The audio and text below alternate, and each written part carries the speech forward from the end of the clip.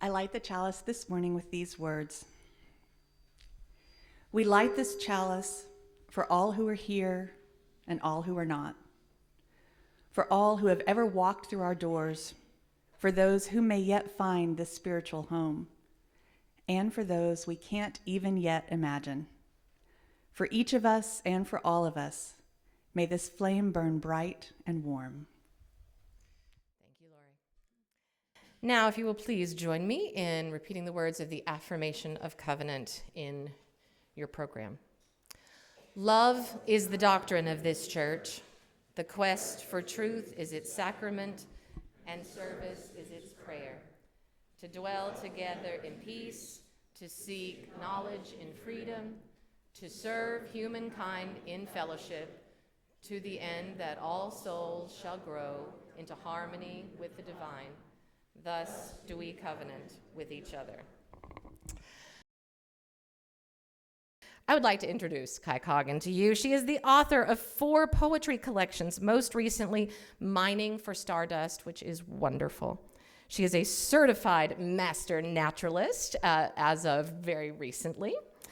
She is a K-12 teaching artist in poetry with the Arkansas Arts Council, an artist leadership fellow with the Mid-America Arts Alliance, a teen mentor for Right Girl, and host of the longest running consecutive weekly open mic series in the country, Wednesday Night Poetry, which if you have never been to, it is a kind of church, and it is a wonderful community. Recently awarded the 2021 Governor Arts Award, named Best Poet in Arkansas by the Arkansas Times, and nominated for Arkansas State Poet Laureate and Hot Springs Woman of the Year, Kai builds community with heart. She lives in Hot Springs with her wife, and we are so grateful to have her here. I give you Kai Coggin.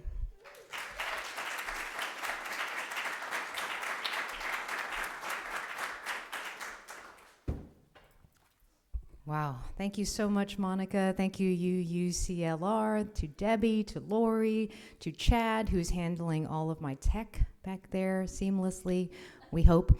I am Kai Coggin. I hope that you are sort of in that space where we just brought you with that beautiful offertory song. When Monica presented that to me, I had never heard it, but it's exactly what we needed to set the intention still, to bring us back to that time. We're still in that time. It's not totally over. I wanted to definitely say that and acknowledge that it is not over. And the hopes that we had in the beginning for a different world may not have panned out quite yet, but we're still holding on to that hope. I'm going to tell you a little bit about Wednesday Night Poetry. Let's see, there it is. I have this fancy slideshow to go along with it. I even added the UU symbol in the corner. Can y'all say ooh, ah, ooh, ah? I feel so fancy with this. Hopefully it works. Chad, it's not working. Can you advance it for me, Chad? Okay, perfect. So I'm going to tell you a little bit about Wednesday Night Poetry. It is the longest running consecutive weekly open mic series in the entire country, just as Monica said. And it was started in 1989, February 1st, 1989, by a man named Benini. He asked another man, Bud Kenny, to start a poetry reading. And so Bud did. And the first reading had over 200 people sign up to read, and it lasted until well after midnight. And and since then, we have never missed a single week. People from the poetry community that are pretty famous, like Lawrence Ferlinghetti, Rita Dove, Yevgeny Yevtushenko, Gary Snyder, and Allen Ginsberg have all appeared at Wednesday Night Poetry. Monica Clark Robinson was also a feature at Wednesday Night Poetry back in December. So we've had many people throughout Arkansas and nationally come through this beautiful poetry reading. To tell you a little bit about our spirit, even when Hot Springs shut down and there was a blackout, there were floods and ice storms, we still somehow met for Wednesday Night Poetry.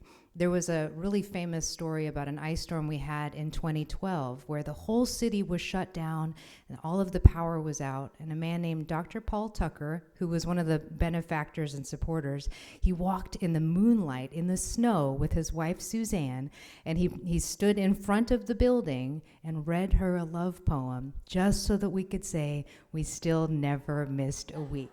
So that's kind of the legacy, that's the love, that's how much everyone in this community cares so much about sustaining and keeping that streak alive. I wasn't there in 1989. I would have been 9 years old. I moved to Hot Springs in 2012, and I became a part of the community a couple of years later. And it gave me so much. It pushed me to write a new poem every single week because I had an audience.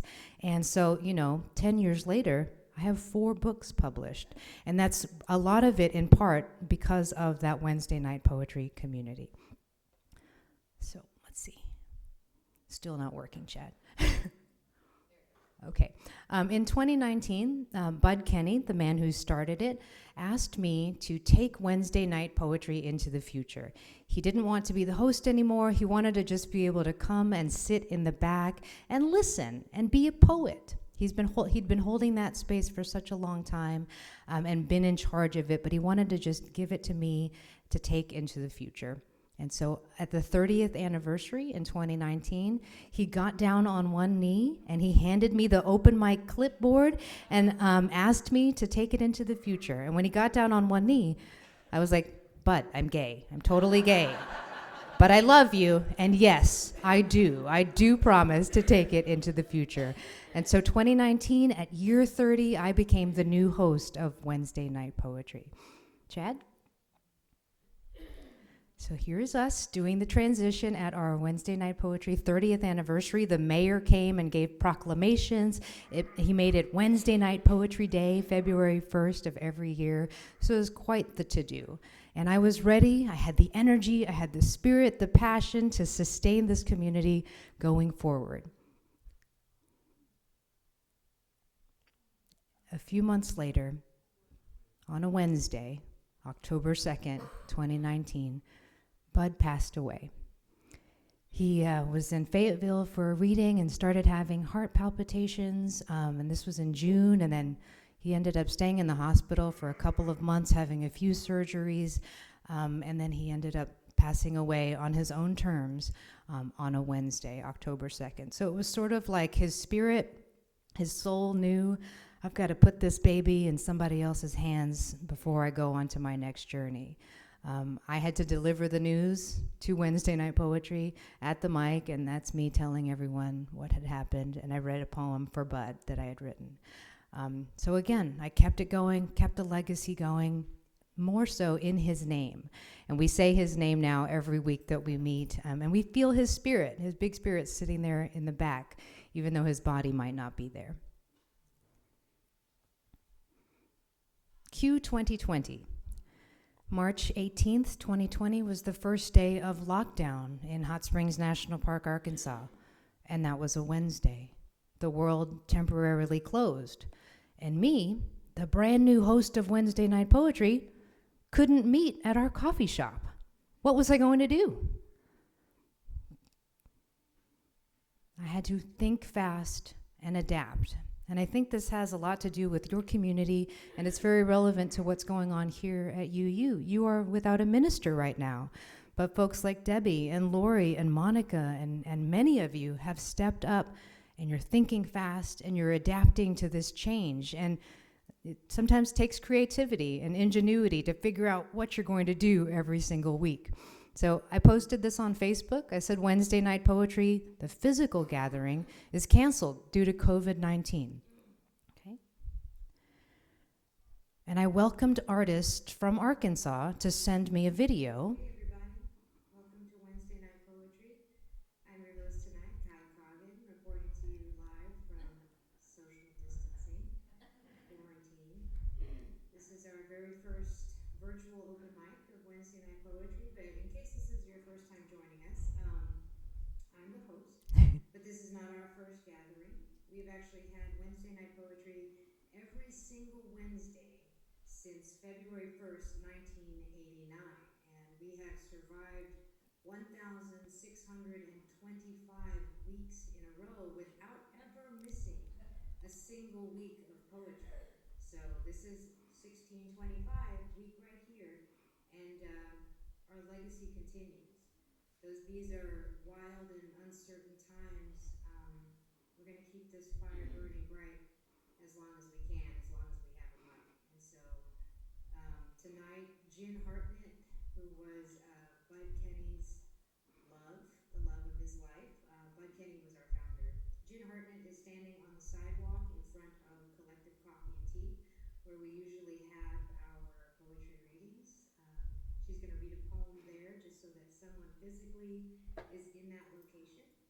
And then tonight I have about 25 poets from all over Arkansas that have signed up to be a part of our virtual open mic. So this is a tradition here at Wednesday Night Poetry. This is a legacy that has been going on for a long time. We've had countless hosts. We've had about 14 different venues.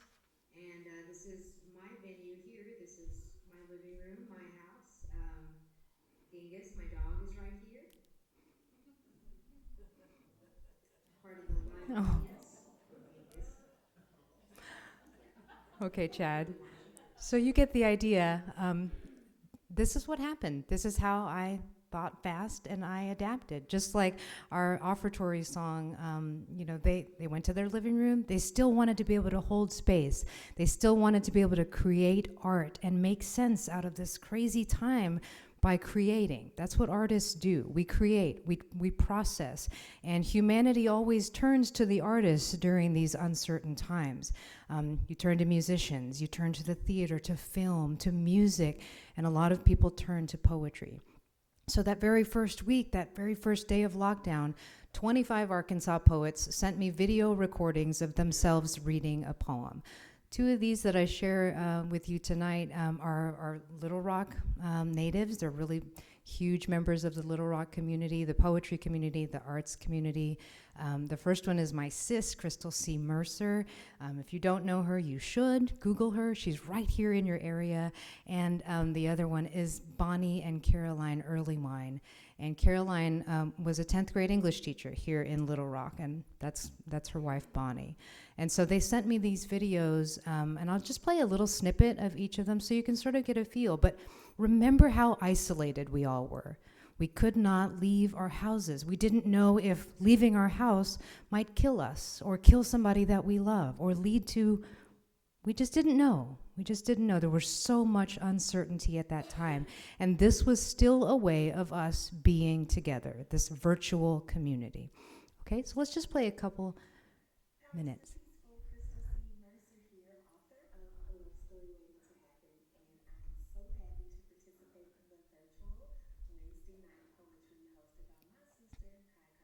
Okay, let's go to the next one. Chad's doing such a great job. Hi, I'm Caroline. We're going to do a poetry music mashup today. I'm going to be reading a poem from Stonewall 50 for the sibling rivalry. It's called GSA. I'm a teacher, so my kids are on my mind right now. And this is a poem about students in the LGBT club that I sponsor at school. Okay, Chad, thank you. So you can get a feel. This was still our way of being able to see each other and to bring a message to the people that we couldn't be with. As a language arts teacher who started a GSA, which is a Gay Straight Alliance, she was worrying about her kids. They're already so isolated, but now they couldn't even see their friends at school. So she sent this message out to them. So this was just our way of dealing. And then our first week remained unbroken. So we still had Wednesday night poetry. I didn't break the streak, okay? Not on my watch, okay? Not on my watch. Okay, Chad. The next week, I went on Facebook, and I just opened it up to the world. I knew that in Arkansas, it made a difference for us poets here in Arkansas to be able to share and hold community, but that there were poets all over the world that were longing to be seen and to be heard and to feel that sense of community. So I just put that out there. Send me your video poems and songs for the WNP virtual open mic. Everyone is welcome. Wednesday night poetry has always been a safe space, especially for people on the marginalized communities. And so I opened it up to the whole world. Chad?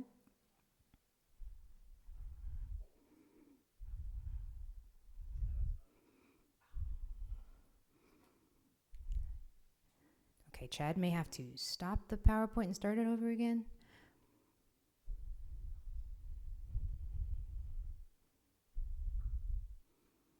And thanks for bearing with us with all this multimedia. I wanted you all to get a feel of the actual poetry reading. So, a preschool teacher in New York City sent me a video, and it was her singing Somewhere Over the Rainbow to her preschool kids.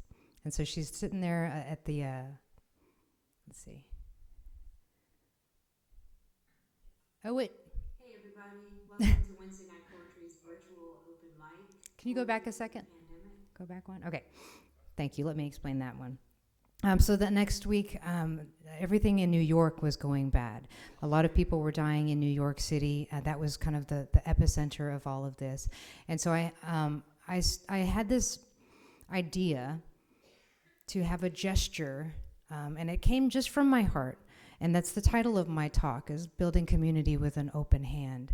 And so we couldn't touch each other, but I still wanted to find a way for all of us to feel like we were touching each other. So my introduction for the second week, when I opened it up to anyone all over the world, was to say this. Okay, Chad, thank you. Hey everybody, welcome to Wednesday Night Poetry's virtual open mic, Poetry Through the Pandemic. I'm your host, Kai Coggin. Today is March 25th, and this is day 10 of the quarantine for me and for those I love. I just want to start off tonight by doing something. In case you're out there and you're alone going through this, I just want to do this for you. Missing human contact. Here. Go ahead. Put your hand up, too. I know it's a little weird, right? You're not alone through this. We're all connected, and we're going to make it through this. In the meantime, let's get to some poetry. Okay, Chad, can you pause it? So I put my hand up like that so that whoever was on the other side watching, whoever was sitting at their screen or holding their phone, could put their hand up to my hand, even though we weren't really touching. This was my way, my small gesture, my way to adapt, to still be able to reach people. And when I closed my eyes and I put my hand up there, I really sent out love and compassion and togetherness and warmth through my hands so that whoever might be on the other side would feel it. Okay, that week, over 50 poets from across the country sent in poems. And I'm going to show you a little clip of Robin, the preschool teacher in New York City. We're just getting a taste of these.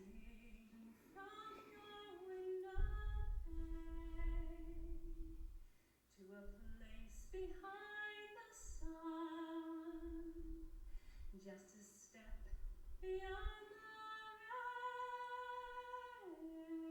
rain. Her husband is recording her singing to her preschool kids.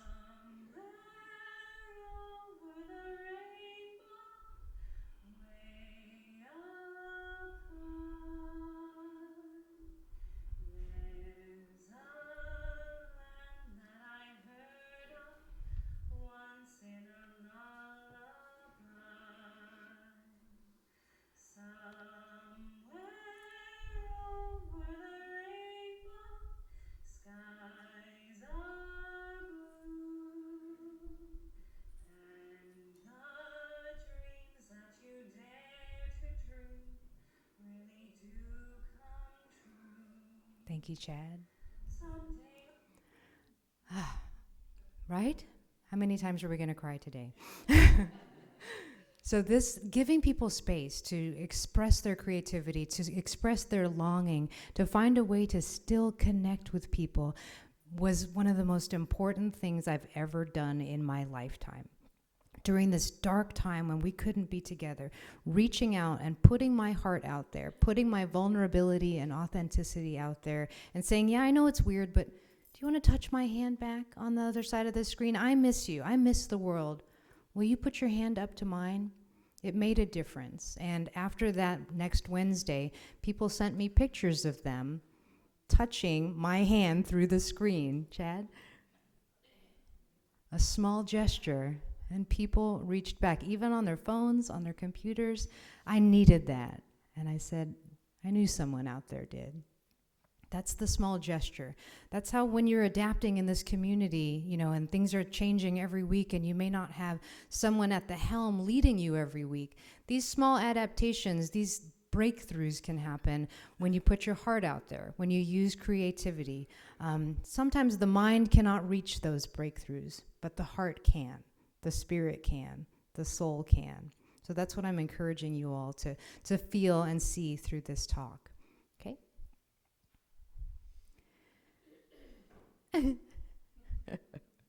Well, it kept on going, week after week after week. And in April, the New York Times actually ran a little bit of a blip about Wednesday night poetry and had a link to our Facebook page, the New York Times. Okay, so after that, it sort of exploded. In April, the New York Times got wind of WNP for National Poetry Month, which is in April, and they linked to our Facebook page. And it grew exponentially. April 22nd was the 50th anniversary of Earth Day, and I did some kind of weird magical sorcery, and I put my thoughts out to the universe that I wanted to have an Earth Mother's reading. So I invited 3 of the most prominent Earth Mother poets that are out there, Jane Hirschfield, Naomi Shihab-Nye, and the United States Poet Laureate, Joy Harjo, to come together and feature for Wednesday night poetry. Did I think it was going to happen? Never. Did it happen? It did. It did. Okay, Chad? The Poetry Earth Mothers, Naomi's agent said yes, and then contacted Jane's agent, and Jane's agent was like, well, if Naomi's doing it, sure. And then when Joy found out about it, and she said, well, Jane and Naomi are both doing it? Okay, how can I refuse? And so we actually had the Poet Laureate of the United States of America on Wednesday night poetry. And what the pandemic did is it sort of leveled the playing field, Joy couldn't leave her house either. Neither could Jane. Neither could Naomi. It leveled that playing field. We were all needing community, even the giants of our poetry community. Okay, Chad? So here's... Joy Harjo, and I'm here in Tulsa, Oklahoma, which is also the Muskogee Creek Nation. And I'm here with a poem or a small series to honor the earth called My House is the Red Earth. My house is the red earth. It could be the center of the world. I've heard New York, Paris, Tokyo called the center of the world, but I say it's magnificently humble. You could drive by and miss it. Radio waves can obscure it. Words cannot construct it, for there are some sounds left as sacred where they'll storm. For instance, that fool crow picking through trash near the corral understands the center of the world as greasy scraps of fat.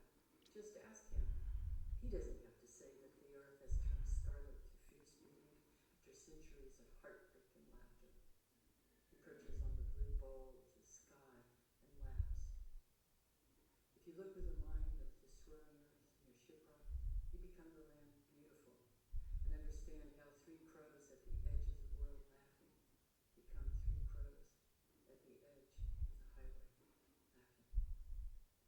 Chad? Don't bother your spirit who lives here. She is working on a story. She has a couple of poems in this series. We're going to keep going just for time. Chad? Thank you. So 2020 dragged on, and we all experienced so much collective trauma. The COVID death toll in the hundreds of thousands, the murder of George Floyd, the summer of protests, and the U.S. presidential election. Every single week, we met online. Wednesday night poetry met. Poets all over the country and all over the world joined together, and we shared our poems every single week through that. I'm going to take a tiny break from the slideshow, and I'm going to share some poems that I wrote during that time, because even when I was holding this space, it still inspired me to write new work every single week, because Now I had a global audience to share my work with, not just the coffee shop in Hot Springs, but people all over the world. And I was doing the introduction every week, so I would sort of set the tone, just as Debbie and Lori did for us today, setting that tone, setting that intention. Art carries vibration. Words carry energy. The first poem in Mining for Stardust I wrote on the very first day of that pandemic lockdown. And this book takes you through all that we went through. Of course, these poems are from my heart, so you might not agree with every single thing, but I kind of feel like you people would agree with a lot of the poems that I write about. I'm going to just read a small selection of poetry from the book, and then we'll get back to the rest of the slideshow. This is Morning Song, 2 weeks into the pandemic. It's the morning on the first day of National Poetry Month, and all I can hear this morning is morning. Morning Poetry Month, National Mourning Month, National Poetry Morning. It slips into every line, moved stark against the words, this unsettling reality settling in every sound this morning, of all that we do not yet know, of all that we have lost. 5,000 today, or is it 5 million? And all of my pages are white flags at half-mast this morning. Planting seeds and tasting flowers during the end of days. We plant seeds in the rain today, a slow drizzle falling on our faces as we bend over the little herb garden bed. We share a pair of green knee pads, both wearing one on our right leg like the uniform of some rogue gardening gang. The rain beads on our slick jackets as we sprinkle arugula, spinach, basil, thyme, and I cannot help but think of the ancient line about the wise man planting a tree under whose shade he will never sit. And in these days of darkness and death, is this simple act of planting seeds an act of survival? I pull myself from that thought, and I come back to the rain falling gently, the cool breeze and my gloveless hands, how I want to feel the dirt cake my palms and meaning. I want to feel the earth merge with my skin, want to take in this cycle of birth and blooming. I plant my palm full of seeds and shuffle the soil gently with my fingers like a spell of hope cast in the grains of terra. We plant red star and white cypress vines for the hummingbirds, and I can already see them climbing and swirling the stone wall and bamboo, spilling over like a watercolor. I go inside and pour each of us a shot of the soft rose liqueur in the hand-printed geisha glasses I got in Japan. We swirl our wrists like climbing vines and taste flowers. I've learned that when you cheers someone, you're supposed to look the other person in the eyes. Her eyes are so blue out here like a new day against the gray. I kiss her, and the rain kisses our cheeks and kisses the newly buried, soon-to-be herbs, and our first seed planting phase is done. Sun. Phase 2 in the new bamboo-walled garden is a little more technical, less willy-nilly, serious. She has mapped out an intricate, color-coded seed distribution model, studied the antagonists of beets and Russian pickling cucumber, charted out the friendliest neighbors for dragon carrots and radish, and we make the map to scale with our hands and hearts in the dirt. She handles the climbers, trellis training them even as embryo, the snow peas, the empress, and sultan green crescent beans. And who knew that these tiny things could be so majestically named? What if we all knew our majesty at such an early age? What if we all knew before rooting who would flourish next to us and who would leave us broken? Garden philosophy. I plunge my finger into the soil in precise but artistic regions, following, of course, the meticulous color mapping, and I drop the little dreams of harvest into their respective holes. The prize bok choy and black beauty zucchini, the long cucumbers, rainbow chard, and celery. And I have never planted a garden like this, with seeds like this. And I will just add this to the infinite list of moments of beauty she creates and cultivates with me. And we smile at each other as we push these little hopes into the earth. She finishes up the handful of bright red bud blossoms, and then I cup them in my soil-caked hands. The colors so profoundly pink. We share their succulence and sour, literally tasting their flowers. We water all that we have laid into the ground, hope for their breaking open and reaching for the sun, knowing that this year, this dark, dark year, we will not go hungry, whatever may come. Lazarus. It's Palm Sunday, a movable feast that has been moved inside, minus the palms, minus the hands, minus the peace. And I speak only in these fragmented psalms, but my palms ache to touch you.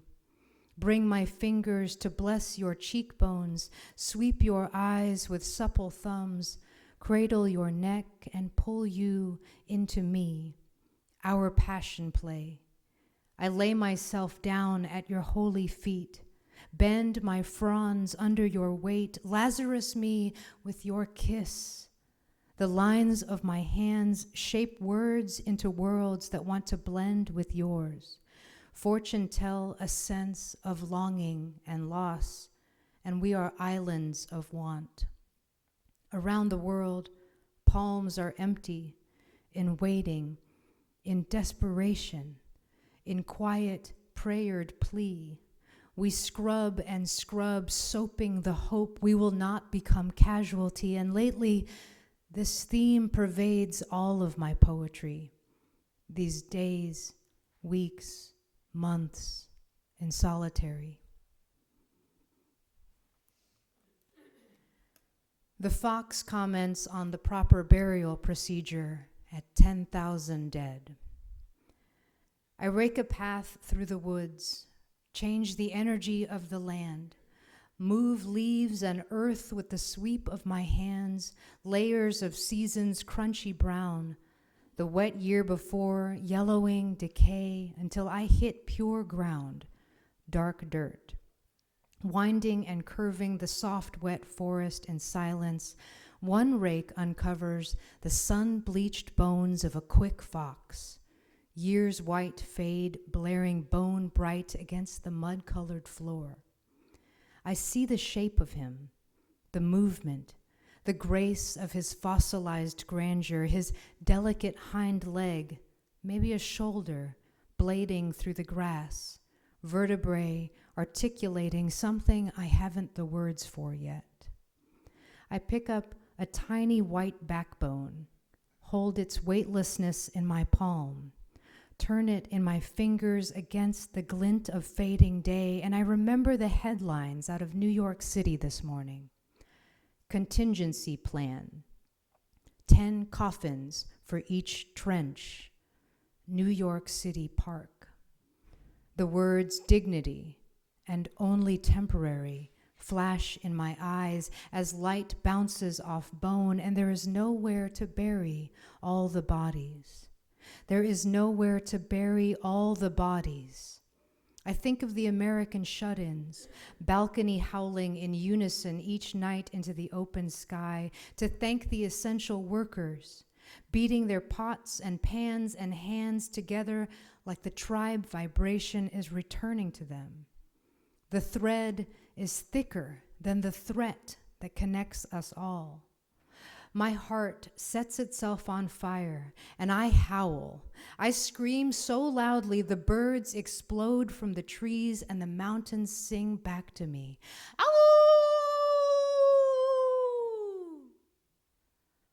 I lay the fox vertebrae back in line with the fox spine, leave him as whole as I found him, and cover his bones with the pure black earth.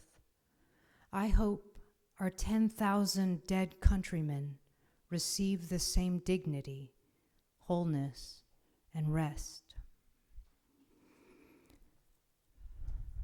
There's about 10 more poems I wanted to read, but I'm noticing the time. There was also a video that I wanted to share, and I don't know, how are we feeling?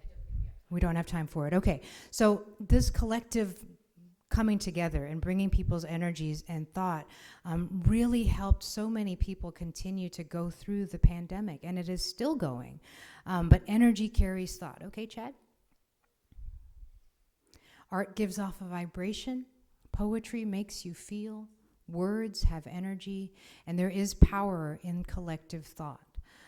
During the US presidential election, I wrote a poem called This America, and it was my sword in the fight, my sword of bringing my spirit and my heart and my energy into turning the tides back toward light during that US presidential election. It was a dark, dark time, and we had a dark leader at that time. And so there's a poem on YouTube called This America, if you'd like to hear that. I wanted to share it with you today, but we don't have time. Okay, next. It kept on going. Every single week, I held up my hand to the screen. These are just snapshots of a few of my introductions week to week. And people all over the world, 7 of the 8 continents all over the world, and over 4,000 poets joined this virtual open mic. People from India, Antarctica even, Alaska. We had people in Africa, in Nigeria that sent some. We had people from England and France. And so it became this global community. And once things started relaxing a little bit in 2021, and we came back to our coffee shop, I didn't want to let that community just fade away. And so it's 2023 now, and we're meeting every single week back at our coffee shop, but there is still the global community that I hold space for on the second Wednesday of every month. Chad?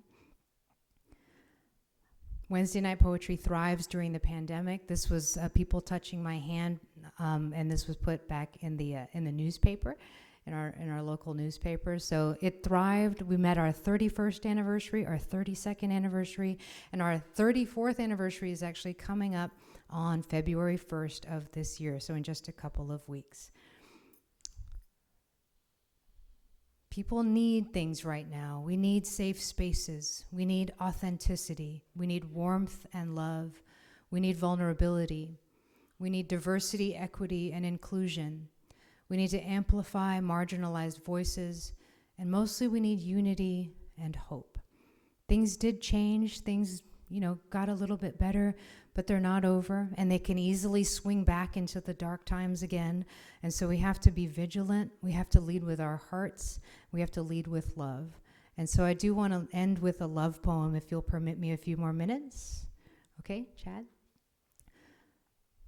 Keep going. Something that also happened during 2020 and all that darkness is that I married my wife, Joanne.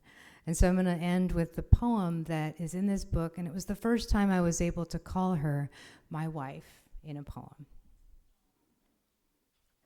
It's called Filling Spice Jars as Your Wife. It seems like all my poems after this will be different. They will hold a different weight. How my weight has shifted from an indistinguishable float into lifting cloud, into weightless flight tonight as the rain gently falls on the summer-heated tin roof, the din of casual raindrops and warm, low lights glowing, and wind blowing through the house. We have all our doors and windows open. We have all our doors and windows open, and I am pouring spices into glass jars, coriander, cinnamon, cumin, ground sage, and it's hard to describe this moment within the confines of a page. Tiny hills of vibrant color and intoxicating fragrance, and you hear the cadence of my heart from the kitchen, where you build perfect fitting slip-in shelves for our spices over the stove. You match the colors, match my colors to yours. I have all my doors and windows open to you. I have all my doors and windows open to you, and you have come all the way inside, sat down at the table of my deepest desires, and lit a fire to warm us both. The wind blowing through the house, the rain gently giving way to turmeric sunrise. And you, darling, you are my wife. You are my wife, and it's like I have been waiting my whole life to say those words, to feel held in a way I have never felt before, to look down at my fingers dusted with ginger and thyme and see the gold of my wedding band glint and shine in the warm low light glow. I am yours, and you are mine, promised on Zoom in our garden of giant zinnia and hummingbird vines, sung out in the morning song of bluebirds. This union that ripples love out to the world and infinities back into us again, love. In the fine powder of these spices, ground up essence of oregano and basil, I see our love in every atom suddenly, and every cell in me finally exhales. And perhaps that is the wind. Perhaps that is the wind blowing through the house, this release of eternal searching and finding you there, calling me your forever, naming me your always, to have and to hold, till death do we part and start all over again, looking only for each other's hearts, taking my life in your hands, eternal, marrying me to the heavens, latching me to the star trail of your white dress in this orbital dance, this lift and spin, this knowing from within that all my poems after this will be different because you are my wife. So find the light, find the love, lead with an open hand, lead with gestures that bring what you want in the world: love, kindness, warmth, support, and community. Thank you so much for your time. Thank you so much for having me, UCLR. I appreciate it. Thank you.